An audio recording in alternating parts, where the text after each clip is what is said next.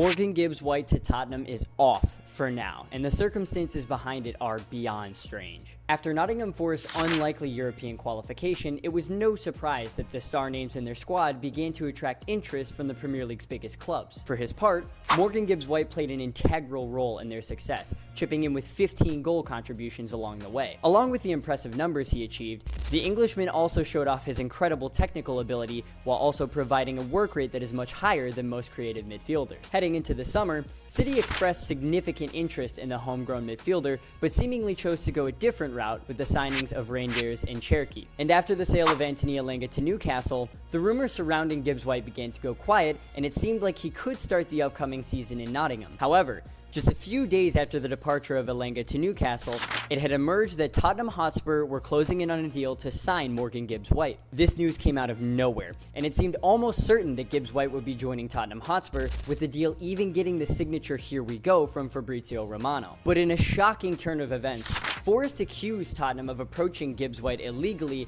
and the deal was off within hours of it being confirmed. Forest claimed that Spurs found out about Gibbs-White's £60 million release clause through someone in Gibbs-White's party rather than approaching Forest directly, meaning that the deal would be illegal according to Premier League rules. So what now?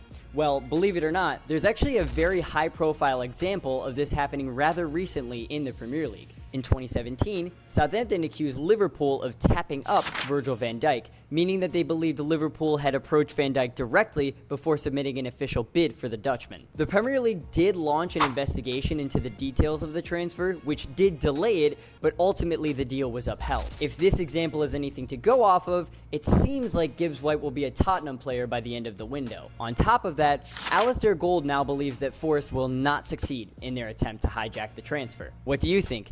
Will Gibbs-White end up in North London this summer, or will Forest prevent the transfer from going through? Let me know in the comments.